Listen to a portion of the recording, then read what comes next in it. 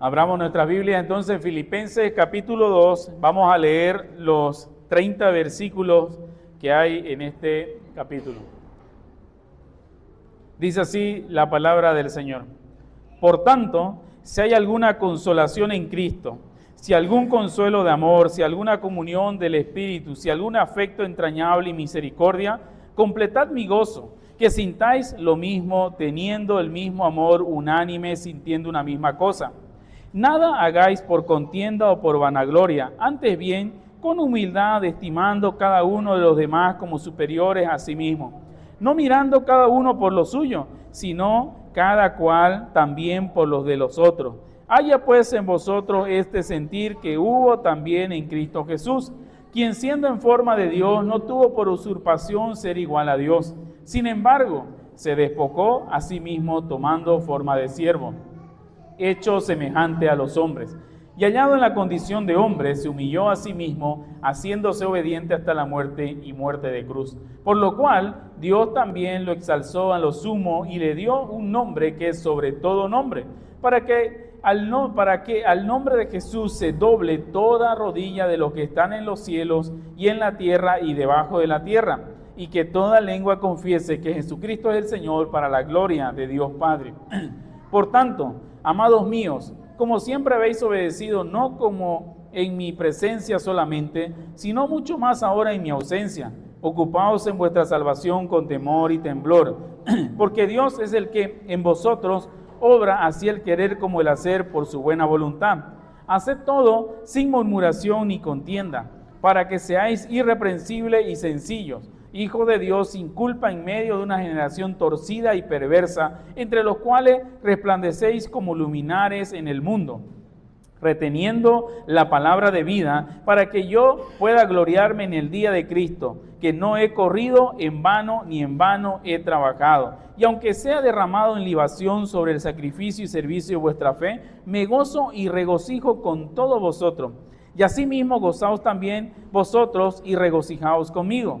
Mas espero en el Señor Jesús enviaros pronto a Timoteo, para que yo también esté de buen ánimo al saber de vuestro estado, porque a ninguno tengo del mismo ánimo que tan sinceramente se interese por vosotros, porque todos buscan lo suyo, no lo que es de Cristo Jesús.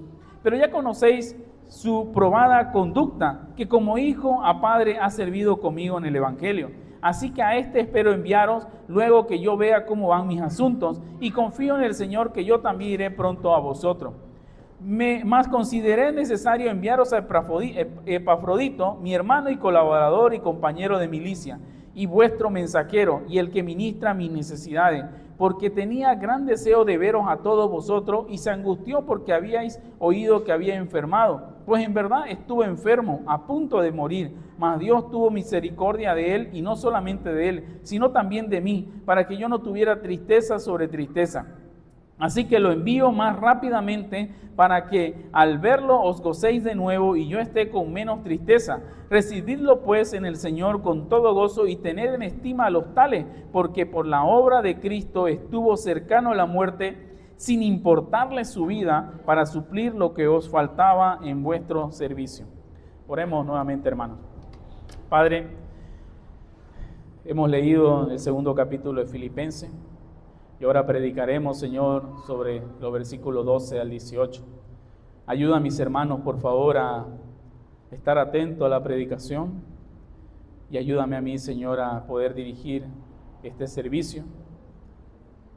No importando, Señor, mi debilidad. Ayúdame, Señor, a ser un instrumento en tus manos para poder apacentar a la grey. Oramos en tu bendito nombre. Amén.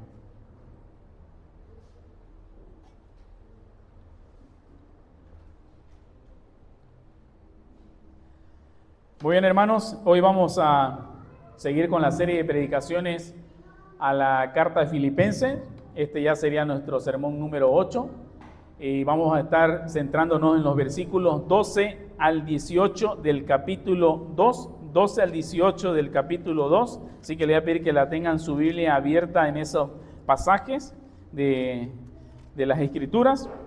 Y el título del sermón, hermano, es la obediencia que nace del Evangelio. La obediencia que nace del Evangelio, y lo hemos dividido en 3 puntos: Obedezca con confianza porque Dios está obrando en usted. Obedezca con confianza porque Dios está obrando en usted. Versículo 12 al 13. Punto 2. Viva de manera diferente para reflejar a Cristo al mundo. Viva de manera diferente para reflejar a Cristo al mundo. Versículo 14 al 16. Y el punto 3. Persevere con gozo porque servir a Cristo nunca es en vano. Persevere con gozo porque servir a Cristo nunca es en vano. Ahí en la pantalla igual va a aparecer los puntos por si usted toma nota para que pueda anotarlo. Hemos leído ya el capítulo 2 y vamos a comenzar con la predicación.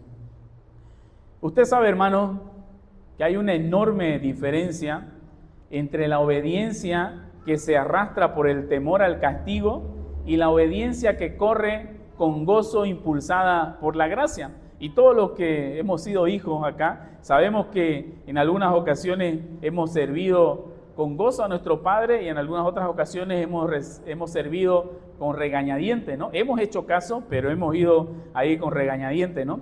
El apóstol Pablo entonces, hermano, en esta parte va a iniciar él llamando a la iglesia de Filipo una expresión bien tierna, ¿no? Diciéndole, amados míos.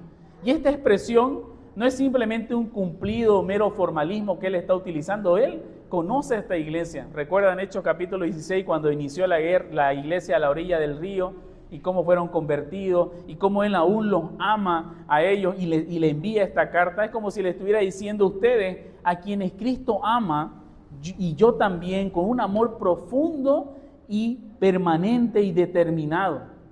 Pablo nos está conectando en estos pasajes que vamos a estudiar de manera inmediata con los versículos que habíamos predicado la anterior semana.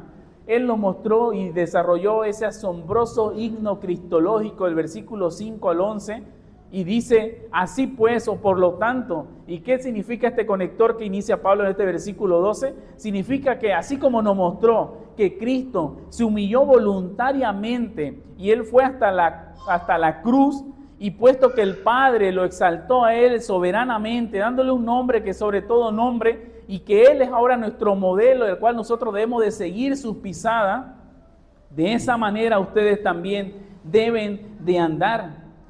Entonces, lo que Él quiere hablarnos acá, hermano, es que la obediencia cristiana y lo que Él exige que se debe de hacer y debe demostrar un cristiano, no es nunca un intento de poder alcanzar la salvación de Dios. No es un trueque que usted va a hacer al obedecer y va a decir, ahora yo te he obedecido, entonces Dios tiene que corresponderme de esta manera. Es más bien la respuesta natural de un corazón que ha sido alcanzado por la gracia de Dios. Es la respuesta natural de un corazón que está totalmente y enteramente agradecido por lo que Dios ha hecho en su vida.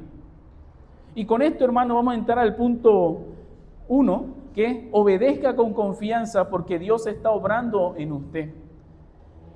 Y al entrar en el corazón de este pasaje, el apóstol Pablo nos va a confrontar con una realidad, reconociendo la trayectoria de los de Filipo, ¿no? De esta iglesia, porque él le dice, como siempre habéis obedecido. Sin embargo, este elogio pastoral no viene simplemente solamente adornado, sino que él va a traer también una advertencia implícita. Al decir, como siempre habéis obedecido, también existe un peligro de que la iglesia genere una dependencia no sana hacia una persona o un líder. Porque los de Filipo amaban tanto a Pablo que se podía correr el riesgo, hermano, de poder desarrollar una fe vicaria en el apóstol Pablo. Ellos amaban realmente a Pablo. Ellos no tenían inclusive ni cómo vivir la iglesia de Macedonia en este sector, y aún así ellos daban de lo que no tenían. Enviaron a Epafrodito, que estuvo a punto de morir por causa de atender y ayudar a Pablo. Ellos realmente con sus hechos mostraban que amaban a este apóstol. Pero esto también implicaba que podía haber un riesgo de poder desarrollar una dependencia total en solamente un hombre. Entonces, una espiritualidad que solo funciona cuando el apóstol está presente para resolver sus conflictos o animar sus cultos y pastorear sus crisis, no es algo que el apóstol Pablo quiere que pase, porque él va a partir y ellos van a quedar. Por eso Pablo está trazando un puente directo aquí con lo que ya había dicho anteriormente en el capítulo 1, cuando le dice en el versículo 27 que se comporten como es digno del Evangelio, para que si yo voy a verlo o esté ausente de ustedes, yo pueda escuchar y saber que ustedes están combatiendo en el mismo espíritu, combatiendo unánimemente por la fe del Evangelio. Esté yo presente o no esté yo presente, ustedes deben de continuar y combatir por el Evangelio. Y eso le dice Pablo aquí en esta parte del versículo 12, no solo en mi presencia, sino mucho más ahora en mi ausencia. Nosotros que hemos sido hijos nuevamente y hemos tenido un padre que nos ha instruido, Él nos instruye o nos ha instruido para que nosotros más bien sepamos cómo desarrollarnos y desenvolvernos en la ausencia de ellos, ¿no? Nuestros padres nos preparan para poder hacer frente en las cosas del mundo. Y es como un padre le está diciendo a un hijo que ustedes deben de continuar de esta manera aún mucho más ahora que yo no estoy presente con ustedes. Ahí deberían de demostrar mucho más realmente a qué Dios sirve y a qué Dios pertenece. Entonces, hermano, la obediencia del cristiano jamás debe estar motivada por la mirada del líder humano. Cuando una iglesia solo camina, cuando el pastor lo mira, esa iglesia no está adorando a Dios. Esa iglesia está rindiendo, o esa persona está rindiendo un culto a la personalidad. La ausencia de los líderes en la tierra es a menudo la herramienta soberana que utiliza Dios para que su pueblo pueda madurar, para poder tomar la iniciativa y a descubrir que el verdadero pastor de las almas, hermano, Él no tiene descanso y Él nunca duerme y Él está siempre al cuidado de nosotros. Entonces, hermano, no solamente cuando el líder de la congregación o el pastor de la iglesia esté observando, la persona debe de servir o debe de trabajar por la expansión del reino, por la iglesia. Más aún cuando no está siendo observado. Y en ese contexto que Pablo está pidiendo que esta iglesia madure, es donde cae este mandato que Pablo les da diciéndole en este mismo versículo 12. Continuad ocupándoos en vuestra salvación. Continuad ocupándoos en vuestra salvación. Y esto, hermano, obviamente leyéndolo en español, leyéndolo en griego, leyéndolo en latín, no es un llamado a la pasividad. Pablo quiere que se vea un esfuerzo vigoroso, interrumpido y sostenido de la iglesia. Él está diciendo lleven a cabo, es decir, comprendan plenamente el significado de su fe y aplíquenla a la realidad diaria. ¿Comprendes el significado de tu fe? ¿Es aplicado, hermano, a tu realidad diaria? Pero aquí hay un detalle que Pablo pone y vemos nuevamente esto en el verso que está diciéndolo en plural, no está hablando de manera singular. Y de esta manera también Pablo sigue destruyendo el individualismo moderno. Pablo no le está diciendo a la iglesia o a una persona en específico, cuida tu salvación individual en tu habitación de manera aislada. Le está diciendo, ocúpense como un cuerpo de Cristo de manifestar su salvación. ¿Y cómo se manifiesta, hermano, que pertenecemos al pueblo del Señor? Sanando las heridas, sanando las divisiones, las murmuraciones, las contiendas, las disputas, no buscando la vanagloria como Pablo viene diciendo en los versículos anteriores. Entonces la salvación aquí equivale al proceso práctico de la santificación. Y este proceso, hermano, de la santificación no ocurre si usted está aislado como un monje en la selva oculto. Esta santificación ocurre en el roce diario con aquel hermano que es difícil de amar, con aquel hermano que cuesta amar. Ahí ocurre el proceso de santificación. Y hemos venido hablando, hermano, que la vida cristiana no es un evento estático, es una batalla constante que hacemos lucha contra tres frentes. Nos ataca el mundo con su sistema de valores que nos presiona y presiona constantemente a la iglesia para que la iglesia se amolde a las corrientes del mundo. Y como vemos, muchas iglesias que se han doblegado. También nos ataca Satanás con sus mentiras, con sus dardos de división, con sus tentaciones.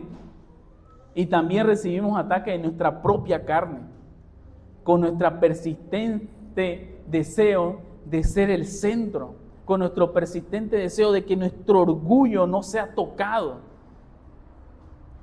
Y para salir victorioso de esta guerra, hermano, Pablo añade la actitud correcta que debemos de hacer. El verso, nuevamente volviendo ahí, dice, con temor y temblor. Y esto no está aludiendo, hermano, a que usted viva con un temor servil o que usted esté viviendo con un miedo a perder el favor de Dios o la salvación, sino una profunda autoconciencia, hermano, de nuestra fragilidad y la santidad que tiene Dios y quién es Dios al cual nosotros servimos. Hendricks en su comentario dice que esto no es un espíritu de indiferencia o mente dividida, sino de sinceridad y unidad de propósito. No es un espíritu de desacato y desdén, sino de reverencia y temor de ofender a Dios. No es un espíritu de confianza en uno mismo, sino confianza absoluta en Dios y profunda humildad. Ahora bien, hermanos, Pablo nos está mostrando, ¿no?, el estándar. Y vemos que es un estándar tan alto y vemos que es una batalla o una guerra que es dura, es una lucha. Entonces, si vemos en nuestra propia fuerza, en nosotros mismos, ¿quién va a poder quedar sostenido? ¿Quién va a poder permanecer en pie, hermano? Si la santificación en comunidad depende o dependiera de nuestra fuerza solamente, estaríamos destinados al fracaso, estaríamos destinados a la angustia espiritual. Pero aquí es donde este versículo 13 se convierte en esa respuesta que realmente necesita nuestra alma, diciéndonos, porque Dios es el que en vosotros produce así el querer como el hacer por su buena voluntad. Este es el incentivo supremo que nosotros tenemos. Pablo nos está diciendo, ustedes no están solos en esto, no están andando solos.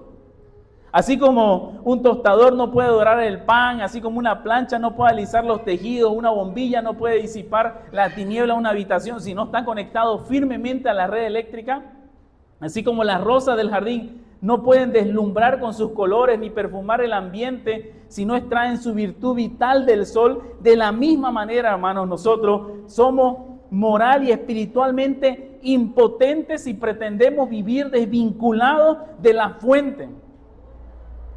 Porque esto hace referencia o hace un eco de las palabras de nuestro Señor Jesucristo. Y vayamos a Juan 15:5, por favor.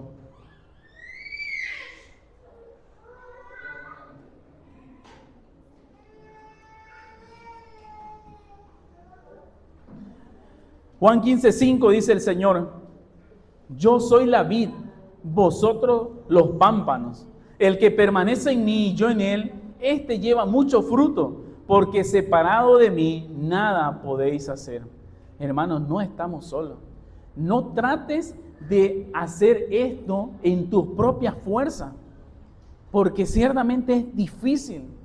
Es imposible para nosotros llevar una vida de comunión si lo intentamos hacer en nuestras propias fuerzas.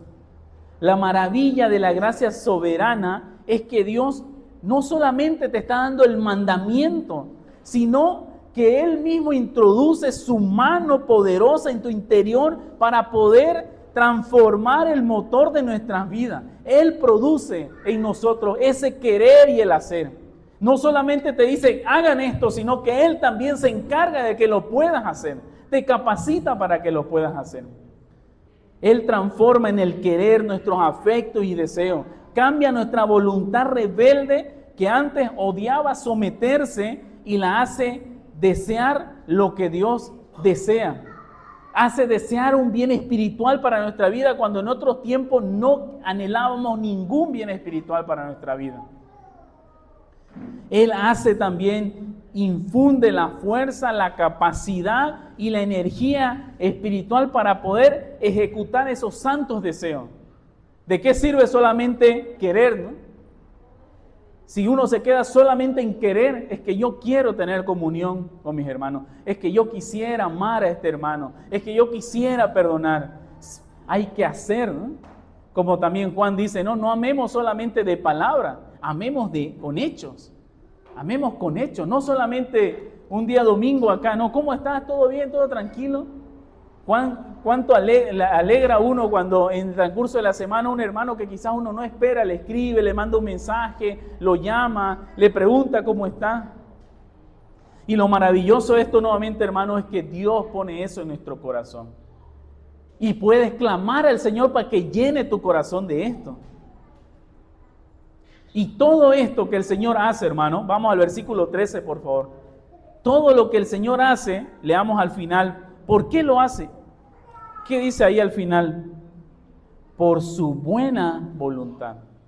Por su buena voluntad. Es decir, por su puro beneplácito y delicia. A Dios le da un gozo profundo, hermano, ver a sus hijos crecer.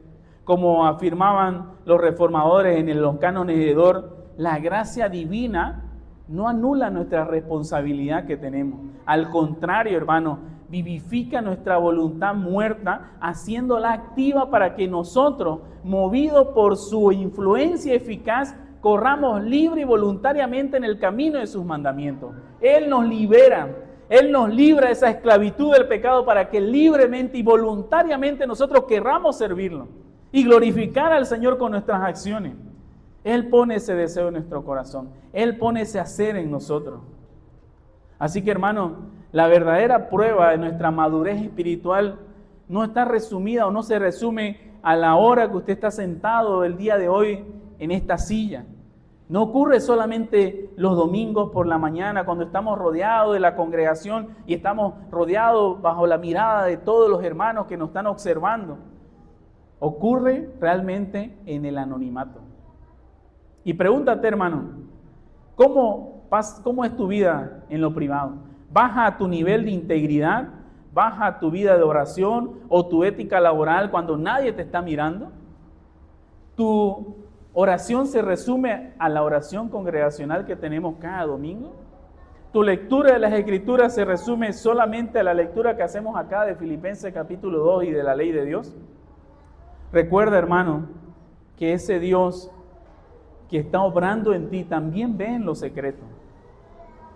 Busquemos una fe, hermano, que no solamente dependa de las horas de los días domingos, porque ciertamente vamos a terminar muertos espiritualmente, si lo podemos ver de esta manera, alimentándonos solamente los días domingos, como si nuestro cuerpo físico solo necesita comer los días domingos, todos los días nos alimentamos. Busquemos una fe en el Señor, hermano, que no dependa solamente de eso, ni dependa tampoco de la supervisión de hombres, sino del temor reverente que tenemos hacia Dios. Y eso es lo que estaba buscando Pablo en la iglesia de Filipos, que no dependa de él, ya sea que yo esté con ustedes, y mucho más si no estoy con ustedes.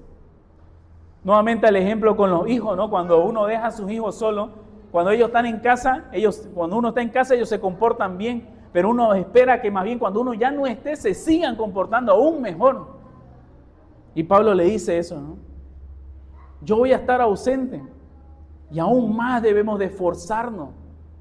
Si esta semana, hermano, también te has sentido crónicamente agotado por todo el peso que quizás estás cargando, y si has respondido quizás con amargura en tu casa, y si sientes que estás perdiendo la batalla contra la tentación, o si estás cayendo en los mismos pecados de siempre, repitiéndolos una y otra vez, es momento de detenerse y poder hacer una pausa, hermano, y examinarte.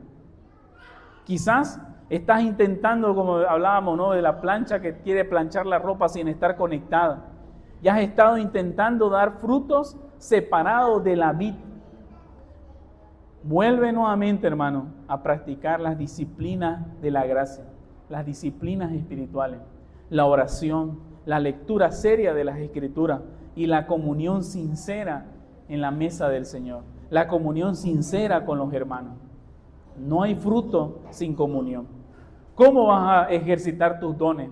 ¿Cómo vas a ejercitar los frutos del Espíritu Santo si vives o buscas vivir aisladamente? No hay manera, hermano. Ten cuidado, y por eso también deja atrás el activismo legalista que te condena a la culpa y el desánimo espiritual que también escuchas, que te dice, nunca vas a cambiar. Yo te digo, hermano, porque creo en la palabra del Señor, que si eres hijo de Dios, si has nacido de nuevo y estás con esta lucha, el Espíritu Santo obra en tu vida y sigue obrando en tu vida. Y cuando sientas que no tienes fuerza para poder perdonar a quien te ofendió, o cuando te cueste someterte a su voluntad en medio de la enfermedad, del luto, ese es el momento de poder doblar las rodillas al Señor y orar y agradecer por su soberanía, por su providencia, y decir, Señor, mi carne no quiere ceder, pero tú produces el querer. Mi cuerpo está cansado, pero tú produces el hacer. Obra en mí hoy por tu beneplácito lo que yo por mis propias fuerzas jamás podré lograr. Hermano, mientras puedas respirar, puedes ir al Señor. Ve al Señor. ¿Qué te impide ir al Señor? Si aquel Cristo crucificado, hermano, que rasgó la cortina en el templo, hermano, nos dio el acceso al trono de la gracia para que vayamos confiadamente al Padre. Y ya no le llamamos Jehová de los ejércitos, aunque reconocemos que es el Dios todopoderoso. Hoy le llamamos Padre. Padre. Es nuestro Padre. Y así como un hijo tiene el atrevimiento de tocar a su padre a las 3 de la mañana para decirle, papá, tengo sed, ¿me puede traer un vaso de agua? Así nosotros tenemos la confianza de poder acercarnos a este Padre y llevar nuestras cargas, nuestras luchas, lo que necesitamos. Si comprendemos, hermanos, que Dios es el gran motor invisible que opera en el corazón de la iglesia, entonces el resultado de esa energía no puede quedarse oculto en 4 paredes. Si estamos reconociendo que Él es el que pone el querer como el hacer por su buena voluntad, porque Él así lo quiere, entonces eso no se puede quedar en este lugar, en esta tienda. El querer y el hacer que Dios inyecta soberanamente en nuestra vida deben manifestarse de forma inevitable en la manera en que nos relacionamos y nos proyectamos con los de afuera. Inevitablemente, hermano, se va a ver en tu vida y tiene que verse en tu vida. No vamos a llevar una vida obviamente perfecta, pero tiene que haber una diferenciación entre tu vida y aquel que no le interesan los asuntos del Señor. La obra invisible del Dios soberano demanda para nosotros como creyentes un estilo de vida contracultural. Contracultural.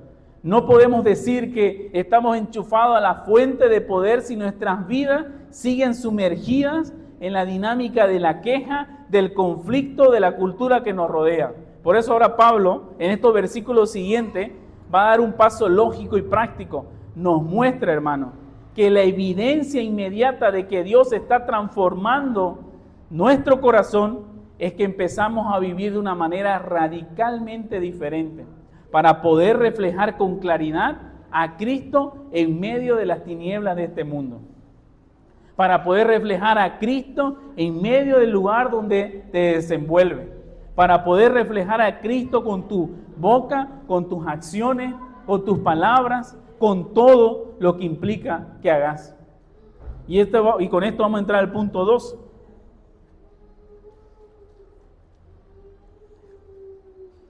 Viva de manera diferente para reflejar a Cristo al mundo. Viva de manera diferente para reflejar a Cristo al mundo. Del versículo 14 al versículo 16. Para que la luz de Dios se proyecte con nitidez, Pablo introduce un imperativo que corta de raíz la hipocresía religiosa, ¿no? Dice, haced todas las cosas sin murmuración ni disputa. Y en el texto original, Pablo está colocando la expresión todas las cosas como el encabezado de la oración. Y al hacerlo, Él está otorgando una máxima prioridad y urgencia. No hay excepciones. Cuando Él dice todas las cosas, no hay excepciones. Así como cuando Pablo dice en 1 Corintios 10:31, ya sea que comáis, que bebéis o hagan cualquier otra cosa, hacerlo para la gloria del Señor. Él está englobando generalmente todo. Todo tiene que ser para la gloria del Señor. Y aquí está diciendo, hacer todas las cosas sin murmuración, ya sea en tu vida eclesial como iglesia, ya sea en tu vida familiar, ya sea en tu vida laboral, ya sea en tu vida con tus vecinos. Hermano, la obediencia verdadera ante Dios jamás se limita a un mero acatamiento externo. ¿Qué quiere decir esto, hermano? Una actitud que solamente es externa, así como la de un niño que tras ser reprendido lo mandan a sentarse y a mirar la pared. Él puede ir y sentarse ahí, pero en su corazón está diciendo, yo sigo parado, yo no estoy sentado en este lugar. No es de esa manera, hermano. Esa sumisión forzada por el miedo al castigo no es una obediencia en absoluto. Realmente eso es una rebelión reprimida.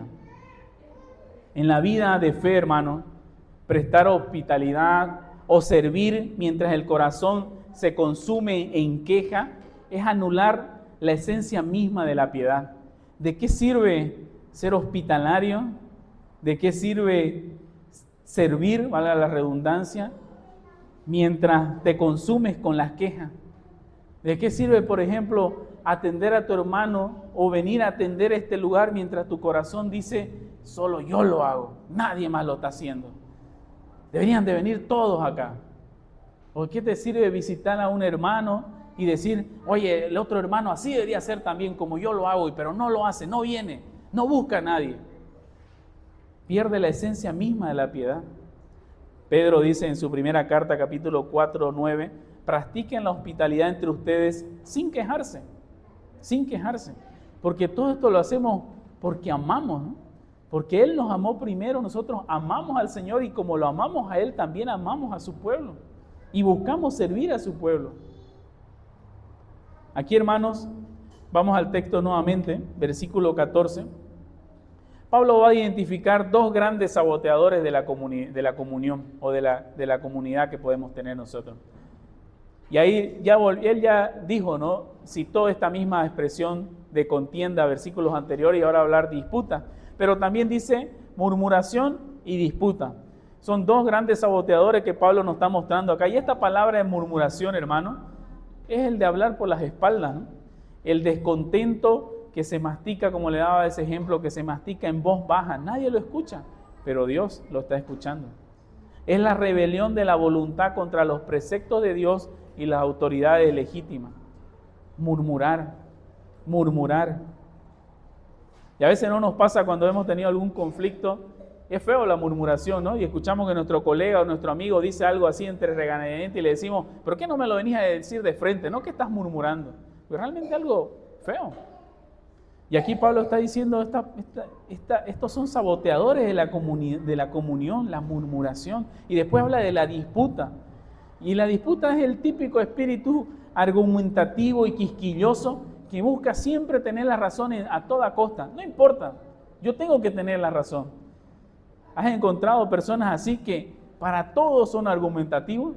Recuerdo que a un amigo le decíamos Contreras. Debería apellidar Contreras Zapata, ¿no? Porque si no la pierde, la empata, porque no podía él no tener la razón. Y es la rebelión, hermano, de la mente que destruye la unidad para alimentar el orgullo. Yo tengo que tener la razón a toda costa, porque si no, mi orgullo está siendo tocado. Estoy siendo humillado. Y eso también no es tener en poco a tu hermano. Porque al buscar siempre tener la razón, hermano, porque ¿cómo puede ser que él tenga la razón y yo no? Te estás sintiendo superior a esa persona. Y Pablo no está usando estas palabras al azar porque se le ocurrió, hermano. Él precisamente está utilizando el lenguaje que se usó en el Éxodo, que Moisés usó, porque el Israel de la antigüedad, a pesar de haber visto todas las plagas que cayó en Egipto, a pesar de haber visto el mar abrirse de par en par, a pesar de haber visto el maná descender destruyó su testimonio en el desierto debido a este pecado? ¿O acaso ellos no murmuraron contra Dios? 1 Corintios 10:10 dice, el mismo apóstol nos advierte de forma severa, diciendo, ni murmuréis como algunos de ellos murmuraron y perecieron por el destructor. La queja, hermano, y el conflicto interno son los síntomas de un corazón que ha dejado de confiar en la soberanía providencial de Dios. Pero claro, obviamente esto no queda solamente aquí, ¿no? De despojarse de estos dos grandes saboteadores que Pablo nos está diciendo, tienen que eliminar la murmuración y la disputa. ¿Cuál es el glorioso propósito, hermano, de poder despojarnos de la queja y de la división? Pablo nos va a decir también que al despojarnos de esto, al luchar contra esto y a erradicar esto en nuestra vida, en el versículo 15, va a decir para que sean, ¿qué? Irreprensibles y sencillos, hijos de Dios sin mancha en medio de una generación maligna y perversa. Nuevamente Pablo, aquí en este versículo, está otra vez recurriendo a la escritura en el Antiguo Testamento. Y esta descripción es una alusión directa al cántico de Moisés en Deuteronomio 32:5, donde se denuncia la infidelidad del pueblo en el desierto, porque la corrupción, dice el 32:5, no es de él, sus manchas son de sus hijos, regeneración torcida y perversa. Lo impactante de este giro que está haciendo Pablo acá, hermano, es que él toma los adjetivos que Moisés utilizó para decirle a Israel, a ese Israel rebelde, y ahora lo aplica al mundo incrédulo que rodea a la iglesia de Cristo. El estándar ha cambiado. La iglesia ya no debe de replicar lo que Israel hizo en el desierto. Tenemos ese ejemplo de este Israel rebelde en el desierto que murmuró, disputó. La iglesia no debe de replicar eso. Debe de ser el verdadero pueblo del Señor purificado. Debe de mostrarse como lo que es el verdadero pueblo del Señor. El mundo sin Dios, hermano, ¿cómo está? Deformado y desfigurado. Porque el mundo ha decidido caminar extraviado de la ley del Señor. Y es exactamente en el epicentro de esa densa oscuridad ética y espiritual donde la iglesia recibe su asignación misionera, donde nosotros nos desenvolvemos. Nosotros estamos en el mundo, no somos del mundo, pero caminamos por el mundo. Y vivimos rodeados de una generación torcida y perversa que no desea, ni anhela, ni quiere nada del Señor. Y en medio de eso es que a la iglesia se le asigna esta misión, diciéndole, en medio de la cual la iglesia debe de resplandecer como luminares en el mundo. Hace recuerdo a lo que el Señor Jesucristo cita en Mateo capítulo 5, diciendo que la iglesia, ¿qué es? ¿O ustedes qué son? La luz del mundo. En medio de esta generación perversa, esta generación torcida, que busca lo suyo, busca sus comodidades, murmura, no le importa hacer lo que tenga que hacer para llegar a su fin, diciendo el fin justifica los medios para llegarlo. En medio de toda esa actitud que toma el mundo, la iglesia debe de resplandecer. La iglesia debe mostrar una cara totalmente diferente. Y la palabra que utiliza Pablo aquí, luminares, es un término que se usaba en el mundo grecorromano y también la Septuaginta. Lo usa en Génesis 1, 14, 15 para poder utilizándolo para describir los cuerpos celestes que están en el cielo. El sol, la luna, las estrellas. De esa manera la iglesia debe de iluminar, como ese sol, como esa luna llena en medio de la oscuridad, como esas estrellas que alumbran la oscuridad. Hendriksen dice lo siguiente en esta parte: así como los astros celestiales no generan su propia luz, sino que reflejan de forma matemática la gloria del Creador y dispersan la negrura del espacio infinito, de la misma manera los cristianos, al manifestar un carácter santificado, pacífico y libre de amargura, ahuyentan las tinieblas morales de la sociedad. Hasta aquí lo que dice Hendriksen. Hermanos, somos la luz del mundo y las estrellas brillan con más fuerza cuando más oscura está la noche. Cuando has ido al campo, no, aquí en la ciudad no podemos ver tanto las estrellas, pero cuando has ido al campo y no hay un solo foco en la calle y no hay luz, las estrellas realmente impactan tu vista, ¿no? Son impresionantes, y más aún si estás con una luna llena, cómo alumbra. Hermanos, ¿Y cómo puedes mantener en alto esta antorcha que te está diciendo Pablo que debes tener? Que debe ser esa luz que alumbra en medio de la oscuridad. ¿Cómo puedes mantener esto en alto? El versículo 16 te va a responder diciendo que debes estar asido de la palabra de vida. Al referirse a palabra de vida, obviamente está hablando de las Escrituras. Y esta expresión implica, hermano, tanto mantenerse aferrados al Evangelio como extenderlo y ofrecerlo al prójimo. La luz y la vida espiritual, hermano, siempre marchan tomados de la mano. No podés separar tu vida con lo que, tus acciones, tu vida con lo que decís creer, hermano. Siempre van de la mano. Juan 1:4 dice, en él estaba la vida y la vida era la luz de los hombres. Cumplimos esta tarea que el Señor nos ha encomendado a través del apóstol Pablo, cuando la palabra del Señor, hermano, no es simplemente una doctrina abstracta que predicamos con la boca, sino una realidad viva que encarnamos ante la mirada de un mundo hostil que no quiere venir a la luz porque sus obras son malas. ¿Acaso es suficiente solamente declarar con la boca? ¿Qué autoridad tiene una persona que viene a decirte no deberías de comportarte de esta manera en tu casa, con tu esposa o con tus hijos, cuando ves que su vida es peor que la tuya? No tiene ninguna autoridad. Entonces, cuando tú das testimonio y levantas la luz de la palabra del Señor y iluminas en un mundo hostil, tu vida tiene que ir acompañada con lo que estás diciendo. Y ese testimonio público intachable, hermano, de la comunidad, del pueblo del Señor, va a ser el motivo por el cual el apóstol Pablo podrá presentarse en el día de Cristo, en el día final, diciendo con un gozo legítimo.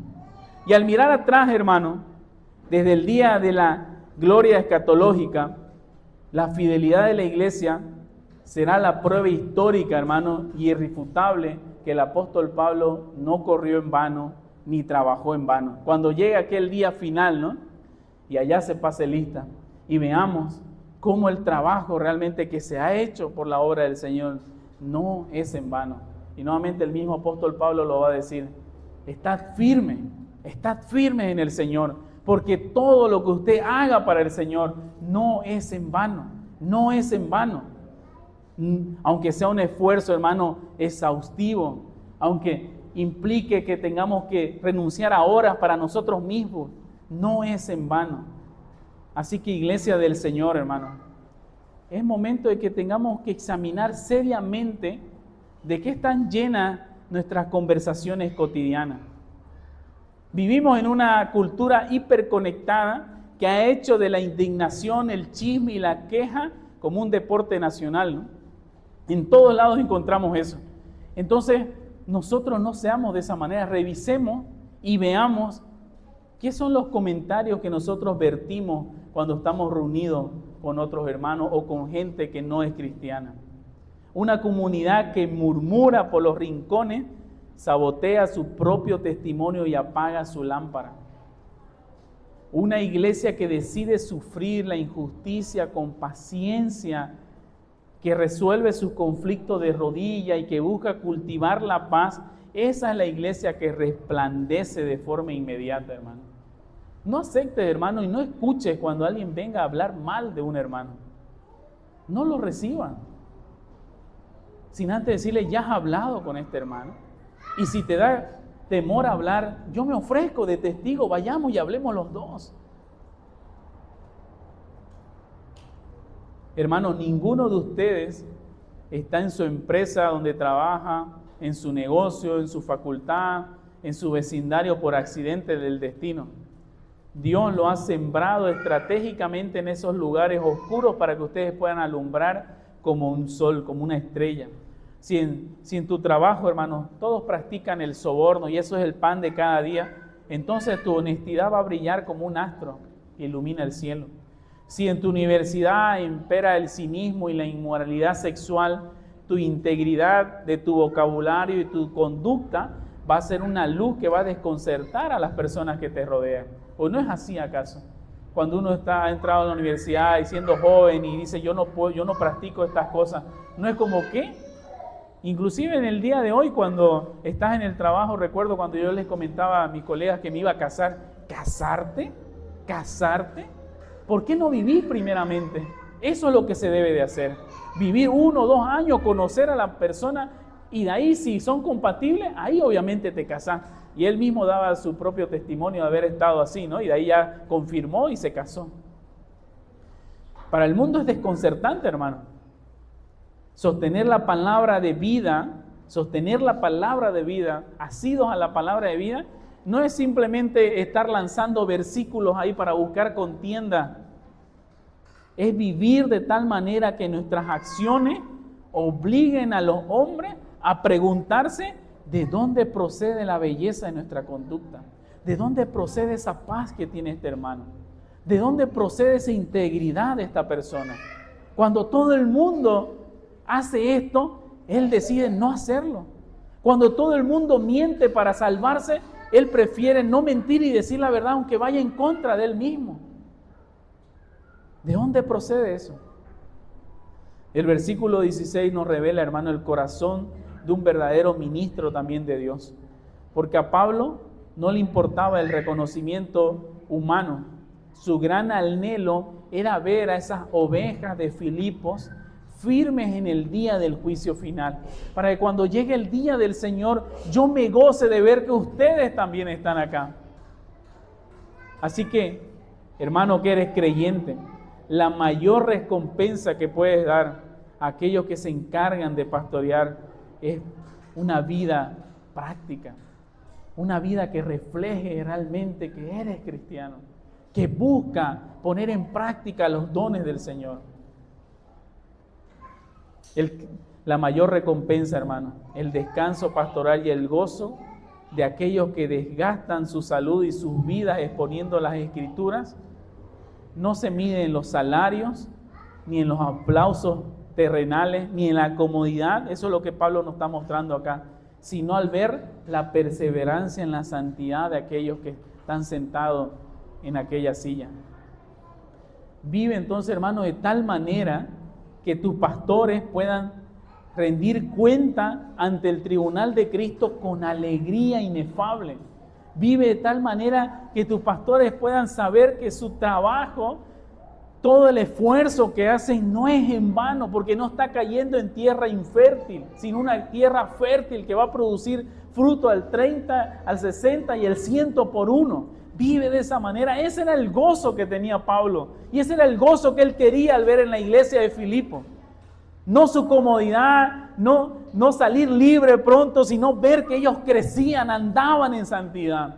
Y cuánta alegría, hermano, nos genera ver y decir, este hermano, ¿cómo llegó? Y ahora, ¿cómo es? Ciertamente la mano del Señor ha intervenido en su vida.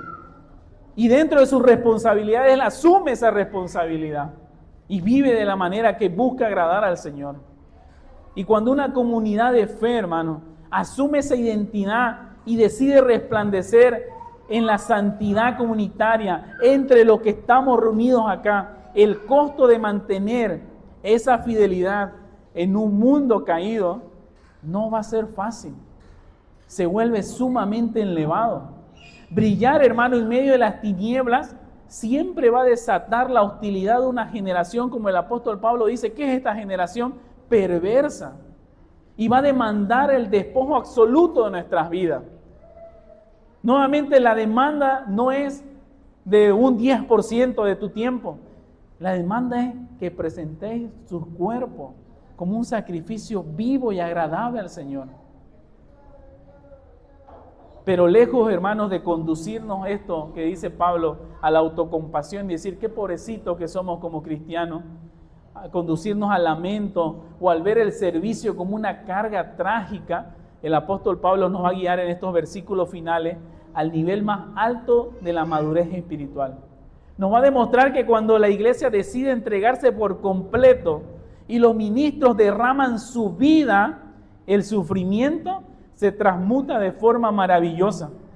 Y en este último tramo del pasaje vamos a descubrir, hermano, que el sacrificio supremo por causa de la fe no es una pérdida. Nunca va a ser una pérdida, sino que va a ser una muestra de adoración hacia el Señor. que va a inundar nuestro corazón de un gozo mutuo e inquebrantable, tanto a los que estén encargados de la obra como a aquellos que se sientan en la silla y permanecen firmes, hermano. Con esto vamos a entrar al tercer y último punto. Persevere con gozo, porque servir a Cristo nunca es en vano.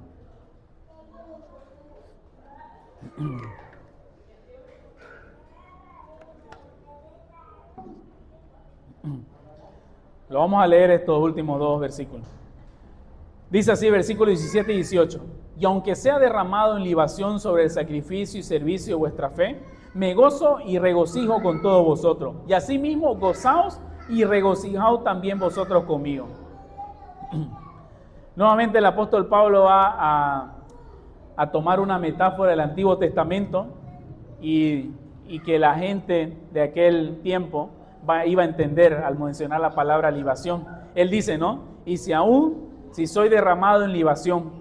En los rituales de la adoración religiosa, en la adoración del templo, y esto usted lo puede encontrar en Número 15, del versículo 3 al 10, después de colocar el cordero o el animal de sacrificio sobre el altar, el sacerdote tomaba una botella de vino, vino puro, y la derramaba sobre la ofrenda quemada. Por el calor, obviamente, el vino se evaporaba inmediatamente y este vino desprendía un olor fragante que completaba y coronaba todo lo que era el sacrificio, ¿no? Y la libación era el último toque, la parte final del servicio de adoración. Lo menciona varias veces Moisés en Número 15. Entonces vean, hermanos, al decir Pablo esto, o sea, como la última parte. Y él está diciendo que, mostrando obviamente humildad y un despliegue de cordura pastoral, porque el gran apóstol, hermano, a los gentiles, aquel que fundó iglesias por todo el imperio romano, no se está colocando él mismo como el centro del sacrificio en esta parte. Él no considera que su vida o su inminente martirio en la prisión de Roma sea el sacrificio principal. Él dice, yo soy como ese vino que es derramado en todo lo que ya se armó ese sacrificio. ¿Por qué? Porque el verdadero sacrificio que él ve es a sus hermanos. Y en este verso 17 dice, el sacrificio mayor y la ofrenda más hermosa en el altar de Dios es la fe perseverante y la conducta santificada de los hermanos en Filipo. Él dice, son ustedes, hermanos. Al mostrar todo lo que le estoy pidiendo, al mostrar esa vida realmente y ser esa luminaria en el mundo, ustedes son ese sacrificio. Yo simplemente soy ese vino que se derrama encima de todo eso. Él se ve a sí mismo como esa pequeña e insignificante porción de vino que se derrama. Así que si el precio para que los filipenses maduren, permanezcan unidos y entreguen sus vidas por completo a Dios, es que Él tenga que perder su vida y derramar su sangre, Pablo dice, estoy dispuesto a esto. No se deprime, no escribe cartas de queja ni cuestiona la bondad divina, al contrario, se alegra de que Dios lo utilice como un instrumento desechable para llevar a la iglesia a su meta espiritual. Y porque Él entiende, hermano, el sufrimiento desde esta perspectiva celestial, desafía de la misma manera a la congregación. Nos desafía de la misma manera. Y así mismo dice el verso 18, regocijaos, gozaos y regocijaos también vosotros conmigo. El dolor, hermano, por causa del testimonio cristiano, no es un funeral, sino más bien un motivo de comunión santa y de gozo. No solamente se le ha dado el privilegio de creer en Cristo, sino también el de sufrir por Cristo. Y ahora bien, hermano, ¿de dónde este hombre va a sacar la capacidad de ver su propia muerte con semejante alegría? ¿Cómo puede una comunidad sufrir la persecución y mantenerse unida compartiendo un gozo incomprensible? Esto, como hemos venido desarrollando, es humanamente imposible si no aplicamos el Evangelio. Si no vemos el Evangelio, es humanamente imposible. La actitud de Pablo en estos versículos no es una actitud de masoquismo religioso ni de heroísmo humano, es el reflejo exacto, el eco perfecto de lo que Jesucristo ya hizo por nosotros y Él está tratando y buscando imitar a Él. Si nosotros miramos en el texto, versículos anteriores, Pablo puede ofrecerse gozosamente como libación, como Él lo está diciendo, porque sus ojos están fijos en ese gran modelo de despojo que expuso en los versículos 5 al versículo 11. Y Pablo está imitando a su Señor. Y esa es la imitación que Él pide que nosotros hagamos. Fue Cristo Jesús, hermano, quien existiendo en forma de Dios, porque es verdaderamente Dios, no estimó ser igual a Dios como algo a que aferrarse, sino que se vació a sí mismo. Fue Cristo Jesús que tomó la forma de siervo y se humilló a sí mismo, porque Él fue verdaderamente hombre y se hizo obediente hasta la muerte y muerte de cruz. Y aquí vemos la maravillosa simetría de la gracia, porque en la cruz del Calvario, nuestro Señor Jesucristo no solamente fue el sacerdote que presentó la ofrenda, Él mismo fue el sacrificio definitivo, el Cordero Santo de Dios que cargó nuestra rebelión, nuestra murmuración, nuestra disputa para darnos perdón. Y ahora, hermanos, su sangre no fue derramado como una simple libación, como Pablo dice que la sangre de Él, sino su vida entera fue vertida hasta el final como la propiciación total por nuestras almas. Como dice Isaías 53:12, por cuanto derramó su vida hasta la muerte. Él nos capacita, hermano, y en la Escritura nos revela el motor de ese sacrificio. ¿Por qué lo hizo el Señor? Hebreos 12:2 dice, puesto los ojos en Jesús, el autor y consumador de la fe, el cual, por el gozo puesto delante de Él, sufrió la cruz, menospreciando el oprobio, y se sentó a la diestra del trono de Dios. Aquí está la fuente, hermano, de nuestra perseverancia. Jesús sufrió mirando el gozo de nuestra redención futura. Él consideró que valía la pena soportar los clavos y el abandono del Padre con tal de presentar a su iglesia como una iglesia limpia, santa e irreprensible ante el trono de su santa gloria.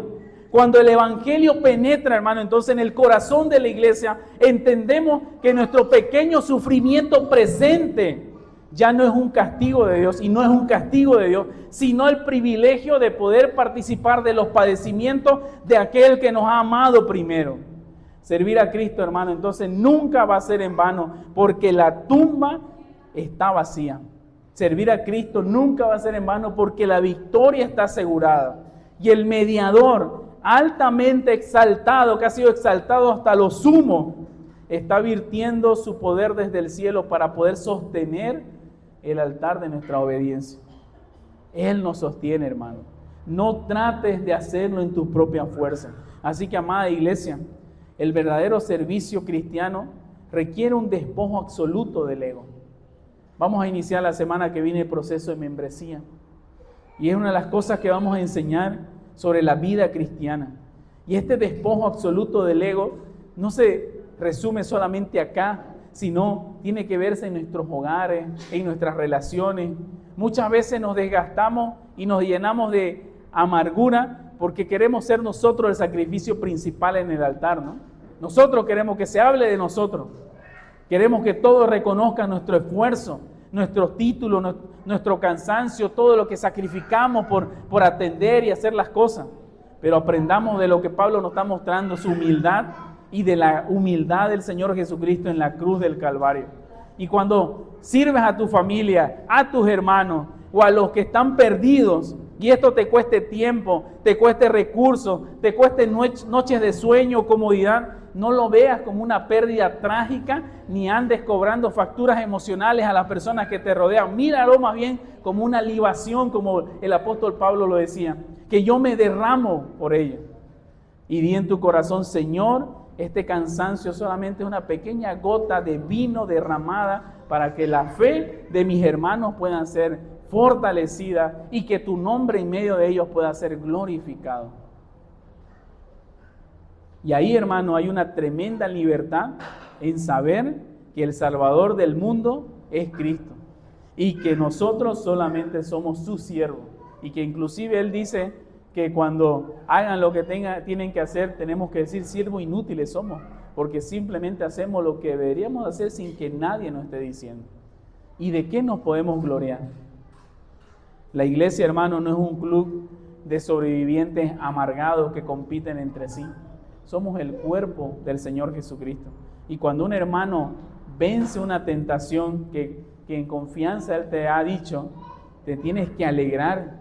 Y cuando alguien progresa en el conocimiento de la palabra, tienes que hacer fiesta por este hermano. Y cuando nos toque atravesar, hermano, el desierto de la prueba, la persecución por causa de nuestra fe, debemos estar más unidos en oración y alabanza. Nuestro lazo común no es el del bienestar circunstancial que tenemos aquí en la tierra, hermano, sino el gozo inquebrantable de la redención de Cristo Jesús. La sangre de Cristo nos une. Y ese es un gozo que el mundo no nos dio. Y si el mundo no nos ha dado ese gozo, el mundo no puede quitarnos ese gozo. No puede quitarnos el gozo. Y para ir finalizando, hermano, sé que entre nosotros también hay gente que no es cristiana. Y quizás escuchar hablar de este gozo inquebrantable, pueden verlo como si se estuviera hablando de un idioma, en un idioma extranjero, ¿no? Pero si estás lejos de Dios, la Biblia acaba de describir cuál es tu situación actual. Tú eres esa generación torcida y perversa. No hay un punto medio. O sos hijo del Señor, o sos de esa generación torcida y perversa. Y esto no es un insulto, sino más bien es un diagnóstico de un alma que está apartada del diseño original. Y quizás ha intentado llenar ese vacío con éxito, con placeres, con relaciones, porque el corazón del hombre es una fábrica de ídolos, como decía un predicador. Y San Agustín decía que el corazón del hombre tiene un hueco tan grande del tamaño de Dios, porque solo Dios puede llenar eso. Pero el hombre trata de llenar ese vacío con un montón de cosas que hay en el mundo. Pero al apagar las luces, hermano, y al acabarse esos placeres que busca, lo único que queda es la queja, el vacío y el temor al juicio eterno. Y si estás cansado, hermano, porque el Espíritu Santo habla a tu corazón de fingir una felicidad que no posees, la buena noticia es que no estás acá por casualidad, ¿no? La buena noticia es que Dios ha dejado su trono y ha descendido, ya caminado entre nosotros. La buena noticia es que Jesucristo se ha humillado a sí mismo y derramó su vida en la cruz para salvarte. Y Él te dice, yo soy la luz del mundo. El que me sigue no andará en tinieblas, sino que tendrá la luz de vida. Entonces el llamado, hermano, es, amigo, no intentes arreglar tu vida por tus propios medios. Si hoy escuchas este mensaje, no endurezcas tu corazón como Israel en el desierto. Deja la murmuración contra el Señor y hoy puedes venir a Él en arrepentimiento, en fe. Hoy tu Salvador te llama a detener tu vana carrera que estás llevando, a detenerte y arrepentirte de tu autosuficiencia. Cristo fue levantado entre los muertos y así como Él fue levantado entre los muertos, Él tiene el poder para levantar a aquel que se arrepiente y deposita su fe en Él como su único Salvador. Y hermanos, al concluir nuestro recorrido por este glorioso pasaje de las Escrituras, hemos sido confrontados con esta verdad liberadora. La vida cristiana no es una carga pesada, ni una lista de reglas impositivas que debemos de llevar con los pies arrastrados, cansados y con el rostro compungido por el temor. La obediencia que agrada a Dios es la obediencia, como decía el título del sermón, que nace del Evangelio. Es la respuesta unida de una comunidad que ha contemplado la hermosura de un Salvador que se despojó de todo en la cruz para enriquecernos con su gracia infinita. Y vivamos de esta manera, hermano. Así que mañana, cuando lleguemos, hoy, cuando lleguemos a nuestros hogares, o mañana, cuando lleguemos a nuestro trabajo, a nuestras aulas, en nuestro vecindario, decidamos por la gracia que se nos ha provisto poder desenterrar todo ese cáncer que hay en nosotros de murmuración, de disputas, y podamos iluminar en el mundo en el cual nos desenvolvemos, ¿no? Y aquel que nos amó y nos capacitó para su gloria, que a Él sea todo el honor por los siglos de los siglos. Amén. Vamos a orar. Amado Padre, hemos finalizado la predicación de tu santa palabra, de esta parte del culto de adoración. Y rogamos, Señor, que por favor puedas tú seguir trabajando en nuestro corazón. Hemos escuchado que tú pones el querer como el hacer por tu buena voluntad. Sigue, Señor, llenando nuestro corazón de ese deseo. Entendemos también que hay responsabilidad en nosotros y que tu voluntad y tu soberanía no son contrarias a la responsabilidad del hombre. Ayúdanos a ser responsables, pero también, Señor, ten misericordia de nosotros y capacítanos. Oramos, Señor, todo esto en tu bendito nombre y para tu gloria. Amén y amén.